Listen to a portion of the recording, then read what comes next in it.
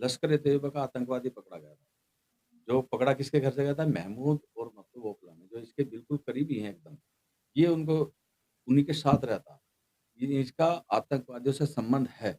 मैं तो चाहता हूँ पूछकर मेरा नाम बदनाम कर रहा है, वो मुझे मरवाना चाहता है, वो मेरे अपोज़िट गैंग से किसी से मिला हुआ है, जो मुझे मारना चाहते हैं क्योंकि मैं तो काम ही पुलिस की मदद करता हूँ, तो सारे बदमाश, सारे ये उग्रवादी सब ये मेरे पीछे लगे। तो वो उनकी हेल्प कर रहा है।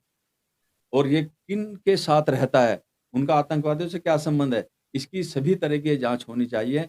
ये देश के लिए खतरा है और इसकी जाँच मैं चाहता हूँ दिल्ली पुलिस जल्दी से जल्दी इसकी जाँच करे।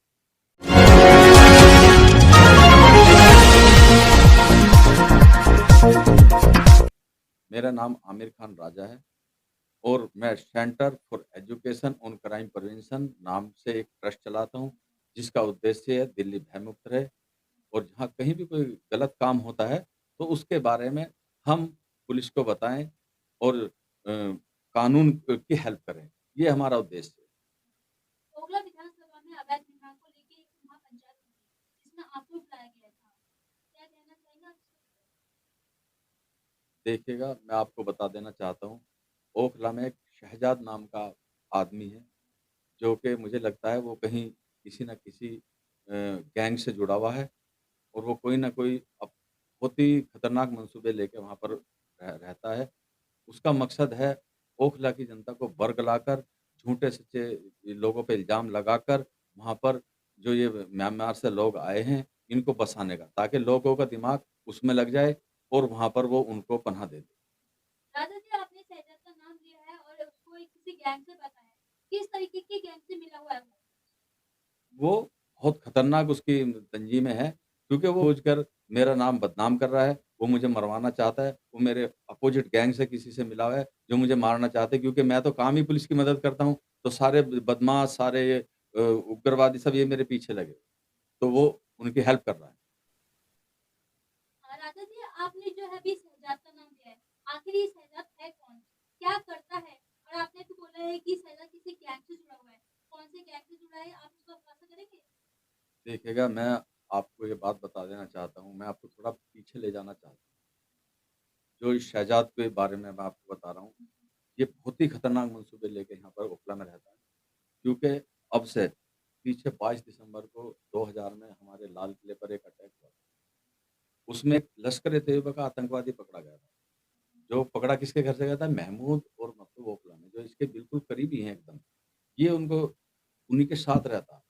ये इसका आतंकवादियों से संबंध है। मैं तो चाहता हूँ सरकार और दिल्ली पुलिस इसकी सही तरीके से जाँच करे। ये बहुत ही खतरनाक मंसूबे लेके आया है। ये लोगों को इन्होंने वहाँ पर कोई अवैध निर्माण अगर कोई टूट रहा है, वो कोर्ट की मर्ज़ी से टूट रहा है। कोई जाके अपना आदमी कोई हथौड़ा नहीं लगा रहा। अगर किसी ने कंप्लेंट दी अवैध निर्माण की, भले ही वो कोई भी हो, मैं कसम खा सकता हूँ मैंने आज तक कोई कंप्लेंट नहीं दी, ना मेरा आज तक कोई लेना-देना इस चीज़ से। मैं आपको एक बार फिर इस बात को बता देना चाहता हूँ, ये बार-बार जो शहजाद नामक आतंकवादी है, बार-बार मेरा नाम लेता है। ठीक है? क्योंकि वो मेरे नाम की एक कंप्लेंट दिखा दे कि हाँ, आपने एक कंप्लेंट दी है किसी की भी, तो मैं मान जाऊँगा। लेकिन वो जानबूझकर लोगों को बरगला रहा है, लोगों को लगा रहा है कि लोग इस चक्कर में लगे और ये म्यांमार से, बांग्लादेश से जो लोग भाग-भाग के आ रहे हैं, उनको चुपचाप यहाँ पर बसा दें।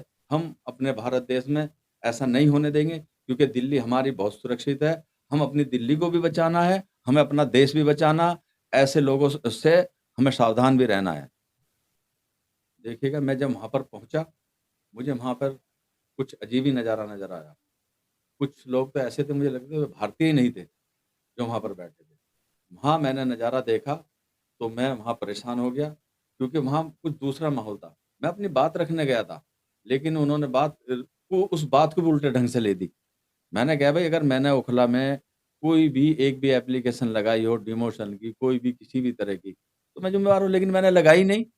उस बात को उन्होंने उल्टे तरीके से ले लिया और वहाँ जो उनके मीडिया वाले थे, जानकार थे उनके, उन्होंने उसे कह दिया माफ़ी माँग ली। मैंने माफ़ी केवल ये कहा था अगर मेरी तरफ से किसी भी ओखला के अवाम को कोई दुःख या तकलीफ़ पहुँची, तो मैं उनसे माफ़ी माँग लूँगा, हाथ जोड़ के माफ़ी माँग लूँगा। क्योंकि मैंने जब कुछ किया ही नहीं, तो माफ़ी तो वो माँगेगा ना जिसने कुछ किया हो। या वो शहजाद मेरे नाम की एक कंप्लेंट ला के दिखा दे कि आपने इस बिल्डिंग पे कंप्लेंट लगाई।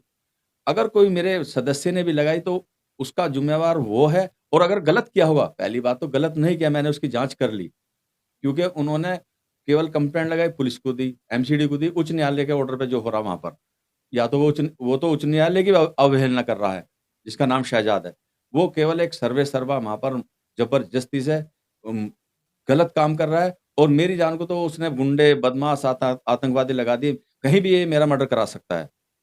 देखिएगा मैं आपको बता देना चाहता हूँ, वो तो हमने आपको बता दिया आपराधिक बहुत ही खतरनाक प्रवृत्ति का इंसान है। उसका कोई ओखला की आवाम साथ नहीं दे रही, ओखला की आवाम का तो वो नुकसान करा रहा है, वो फ़ायदा नहीं करा रहा।